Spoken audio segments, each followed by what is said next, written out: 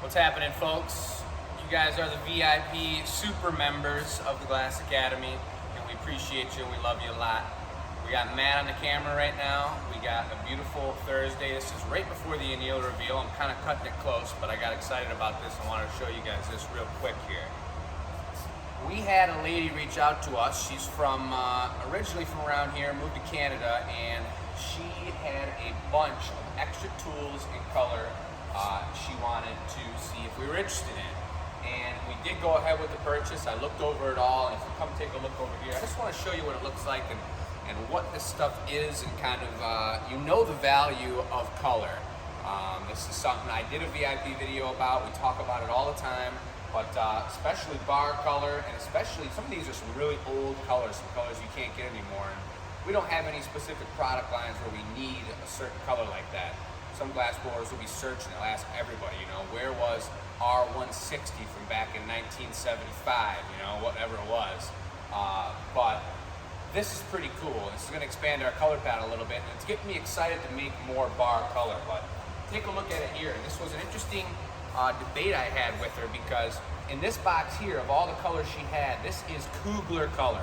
This is one of the two styles we use over there, and their colors don't change too much. We know they're compatible. They work with the glass we work with. A lot of this other color in here, this is Wiesenthal color. They're out of business. Look at that bar and how cool that is.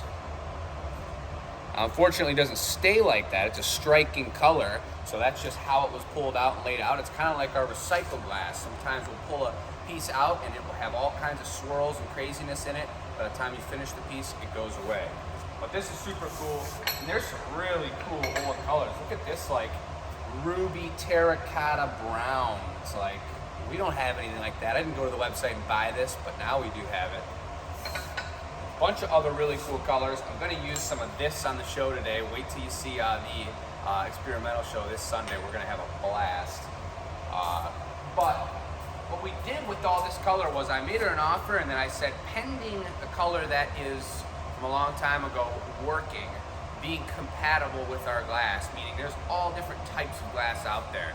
We could take this bar color and we could make a piece out of it, and you put it in the annealer, you make pieces all day with one bar of color.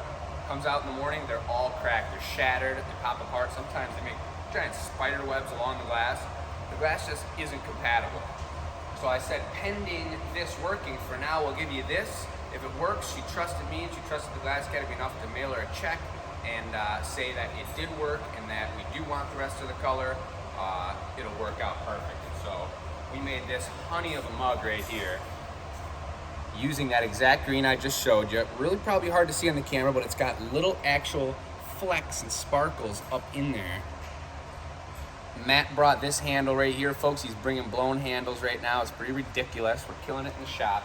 And it turned out beautiful. So, didn't crack. It's perfect. It's good. This color is good for us. And it's a beautiful thing. Look at the way she organized all this. This is a woman who was doing her stuff right. This is the way I am about my color, and the way I think everybody should be when you're trying to be organized and live a good life. Look at, she handwrit the names and numbers of each color as she chopped them. Each one's placed in its respective spot. That's a beautiful thing right there. And I'm gonna put it in my own area and take it out of these, but very cool that she was working in that sort of manner. You got some frits and extra pieces over here. And if you take it over here, we bought a few of these older tools. Now these are all Steiner tools, something that I tried to get out of her. She didn't even remember what kind of tools the tools were or where they were from, but you can look at and up close, one of them, I think it was only the diamonds, was signed Steiner. This is back before they branded their tools. So you buy the tool and then you scribe it yourself. Well, if you do, she didn't do it except for, maybe this was her, she's got her name signed it, and she signed it right here, Steiner as well. So these are pretty crazy. These are pretty crazy. They're gonna be backup tools, but these shears are really nice, and we use them, we cut with them, they cut really nice, and you really can't have enough tools. They don't depreciate in value, they appreciate in value, because it's just such a hot commodity, and there's only so many tool makers out there in the world. Most of them aren't even American. So we also got this beautiful large torch head right here. Matt maybe wanted it, another guy maybe wanted it, but I think we're gonna plug it in over here. We're gonna move one of our other little torches so that we have two of the hot torches that we work with at the bench available.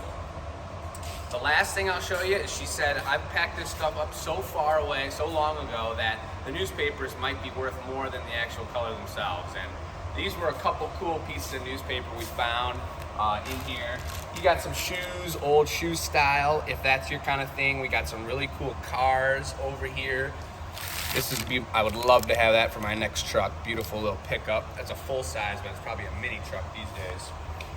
This was Nelson Mandela's tour he was doing around the world, all the way in South America, down in Africa, up in the United States, Ireland, all that. Very cool. And this is a map of the Tigers Stadium where he was going to be at. And then here's another interesting one too. Look, I found this. Donald Trump, about how he was in debt. He needed a $20 million lifeline. He just got a loan. And look at that little picture of him looking all young. Pretty darn crazy. So it was a pretty cool purchase. This is the kind of VIP stuff that I think that you guys should all be seeing and being a part of if you're not local, if you're not in the shop every day. And appreciate you guys for supporting what we're doing as always. And we're going to get to the annealer reveal. Have a beautiful Friday, I believe these are posted on. And we will talk to you guys when we talk to you.